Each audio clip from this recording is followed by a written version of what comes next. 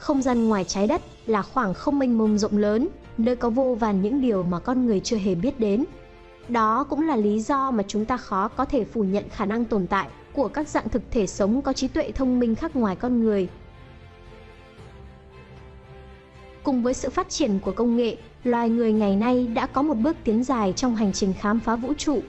Chúng ta cũng nhận thức được rằng mình chỉ là một hạt cát nhỏ bé trong vũ trụ rộng lớn và sẵn sàng tìm kiếm sự tồn tại của những sự sống khác, sinh vật khác ngoài hành tinh, thậm chí là ngoài hệ ngân hà. Trong dải ngân hà, các nhà khoa học đã hoàn thành một đợt tìm kiếm rộng nhất từ trước cho đến nay nhằm phát hiện các nền văn minh ngoài trái đất bằng cách quét khoảng 10,3 triệu ngôi sao bằng kính thiên văn vô tuyến Úc. Nhưng họ vẫn chưa tìm thấy gì cho đến nay. Để tìm kiếm bằng chứng về sự sống ngoài hệ mặt trời của chúng ta, các nhà nghiên cứu đang săn lùng các dấu hiệu công nghệ như tín hiệu vô tuyến có thể bắt nguồn từ các sinh vật ngoài hành tinh thông minh. Sử dụng kính thiên văn Murchison Wi-Fi Array ở miền Tây Úc xa xôi hẻo lánh, họ đã tìm kiếm các phát xạ vô tuyến tần số thấp, tần số tương tự như đài FM từ các ngôi sao trong chòm sao Vela.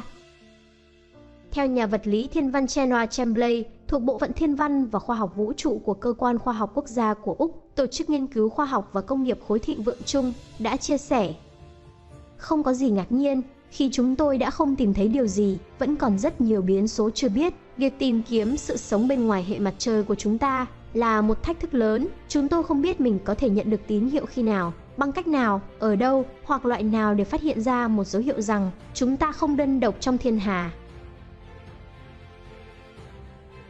Theo nhà vật lý thiên văn Stephen Tingay của Đại học Curtin ở Úc và Trung tâm Nghiên cứu Thiên văn Vô tuyến Quốc tế cho biết, mặc dù việc tìm kiếm đã sâu hơn và rộng hơn 100 lần so với trước đây, cuộc tìm kiếm vẫn chạm đến tương đối ít ngôi sao nếu xét về quy mô của vũ trụ.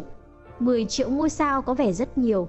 Tuy nhiên, ước lượng tốt nhất của chúng tôi là có khoảng hơn 100 tỷ ngôi sao chỉ tính riêng trong dải ngân hà. Tức là chúng tôi mới chỉ xem xét khoảng 0,001% dải thiên hà của chúng ta. Hãy giả sử rằng tất cả đại dương trên trái đất chỉ chứa 30 con cá, và chúng tôi đã cố gắng tìm kiếm số cá này bằng cách thử nghiệm một khu vực có kích thước chỉ bằng một cái bể bơi. Vậy nên, khả năng để tìm thấy một trong những con cá đó sẽ rất nhỏ. Xét về tổng thể, có lẽ chúng ta tìm kiếm chưa đủ lâu. Hiện nay, ngành thiên văn học của chúng ta vẫn đang còn khá non trẻ và chưa có nhiều thời gian để tìm kiếm người ngoài hành tinh. Do đó, còn rất nhiều khoảng không gian ngoài kia, nơi mà con người chúng ta chưa từng biết đến, và ở đó có thể tồn tại người ngoài hành tinh. Chúng ta có thể hy vọng từ những công nghệ đột phá mới trong tương lai, hứa hẹn sẽ sớm thúc đẩy công cuộc tìm kiếm các dấu hiệu công nghệ của người ngoài hành tinh. Những nỗ lực tìm kiếm một nền văn minh tiên tiến khác ngoài vũ trụ sẽ không bao giờ dừng lại. Xét cho cùng, nếu chỉ tồn tại một nền văn minh duy nhất là chúng ta trong vũ trụ rộng lớn này thì quả thật nghe có vẻ khá vô lý. Một ước tính cho biết, vũ trụ có đường kính kéo dài tới 93 tỷ năm ánh sáng và nó đang mở rộng ngày càng nhanh hơn. Các phép đo riêng biệt cho thấy vũ trụ khoảng 13,82 tỷ năm tuổi, trái đất mới chỉ 4,5 tỷ năm tuổi và con người mới xuất hiện cách đây khoảng hơn 200.000 năm. Vậy không lẽ nào vũ trụ vào ngần ấy thời gian chỉ có duy nhất trái đất là có sự sống? Bằng cách tính toán của mình, các nhà khoa học ước tính có tới hàng triệu, thậm chí hàng tỷ hành tinh giống trái đất trong dải ngân hà của chúng ta. Các nhà khoa học vẫn tin tưởng vào sự tồn tại của những nền văn minh ngoài trái đất và người ngoài hành tinh, chỉ là chúng ta chưa thể tìm thấy họ bởi khoảng cách từ những nền văn minh ấy tới trái đất có thể tính bằng hàng ngàn hoặc thậm chí hàng tỷ năm ánh sáng. Trong những nỗ lực tìm kiếm sự sống trong vũ trụ, các nhà khoa học đã tính toán và ước đoán rằng có rất nhiều hành tinh có thể tồn tại sự sống tương tự như trái đất của chúng ta trong dải ngân hà rộng lớn. Theo tính toán của nhà sinh vật học Andrew Wander cho rằng số lượng các hành tinh như vậy có thể lên đến hàng triệu, tới hàng tỷ hành tinh trong dải ngân hà. Tuy nhiên, đây chưa phải là tất cả của câu chuyện, bởi những phép tính của Wander cho thấy rằng những hành tinh như vậy có thể cách trái đất từ 10 đến 100 năm ánh sáng. Mà đó chỉ là những hành tinh tồn tại sự sống đơn bào, còn những nền văn minh sở hữu công nghệ ngoài trái đất có thể cách chúng ta hàng nghìn năm ánh sáng và thậm chí có thể hơn thế. Tuy nhiên, những tính toán của Wander bị hạn chế bởi ông chỉ tìm kiếm những hành tinh có kích thước tương tự trái đất và các điều kiện phải phù hợp cho sự sống, như không quá nóng hoặc không quá lạnh. Do đó, nếu trên thực tế, những người ngoài hành tinh có thể sống trên hành tinh có kích thước lớn hơn, với lực hút lớn hơn hoặc chịu được các thời tiết vô cùng khắc nghiệt, thì tỷ lệ trên sẽ còn được tăng cao hơn nữa. Nhưng có một thực tế, người ngoài hành tinh có thể ở rất xa chúng ta, vượt quá tầm quan sát, bởi các tín hiệu sóng vô tuyến không thể được phát hiện khi được phát ở địa điểm quá xa. Điều này khiến chúng ta chưa thể tìm thấy người ngoài hành tinh. Một viễn cảnh khác. Giả sử nếu chúng ta tìm thấy một nền văn minh khác ngoài trái đất, thì điều gì sẽ xảy ra? Dựa trên lý thuyết của nhà thiên văn học Carl Sagan, việc phát hiện ra bằng chứng về một giống loài khác trong vũ trụ sẽ có những tác động rất lớn đến nhân loại.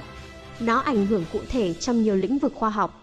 Carl Sagan từng đề cập những tín hiệu về sự sống ngoài hành tinh sẽ là một sự cổ vũ rất lớn dành cho ngành khoa học vũ trụ, cả trong nghiên cứu lẫn các dự án cư trú ngoài không gian.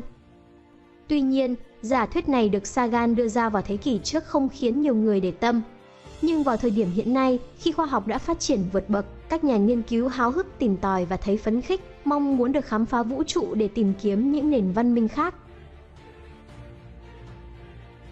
Việc phát hiện ra nền văn minh ngoài trái đất vào giai đoạn này sẽ là một điều tuyệt vời. Ngoài những tác động đến việc phát triển khoa học, công nghệ vũ trụ, nó còn đem lại động lực cho các khoa học gia trong việc khám phá và chinh phục không gian.